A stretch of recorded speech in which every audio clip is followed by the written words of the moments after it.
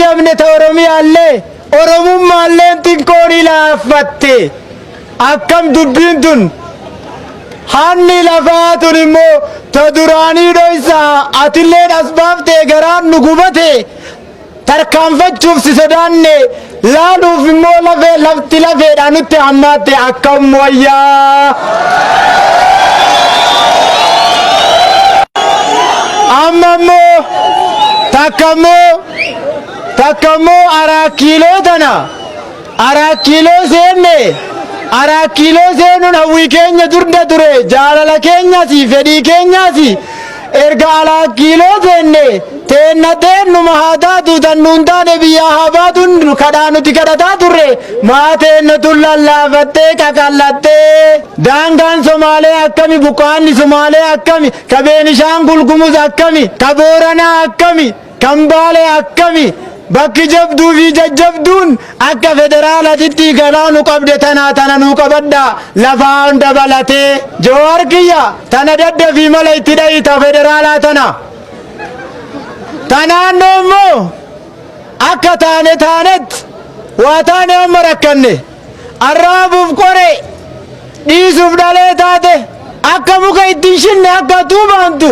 tiiblammaa nutti taate gubbarraa akka callifleen laane obiidiyoon ODP'n taane akkam wayyaa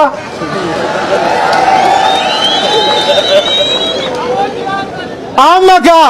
Jowaar qaata obsine karaalleen dhagaa dhabe kaabinelleen ulee dhabde jarri bakka sanii jijjiirama didde amma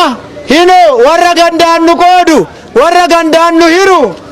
Jowaar maal jedhe gandatti galee haa kaafuu jedheemi ka gandaan nu hiru kaabinema ka gosaan nu hiru kaabinema biiroo baanii haa kaafanii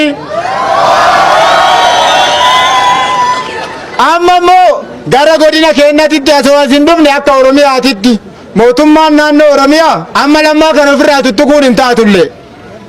garuu immoo warri jala jiru akkuma jirtutti lammaa iskiriin seefar godhataniitiin duuba vaayirasiin akkuma jirtu jira iskiriin seefar kana diileetti godhuuf lammaa nutti taate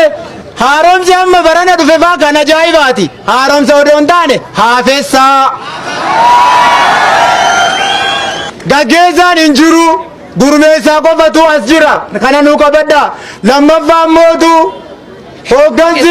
hooggansi as jiru godinarra jiru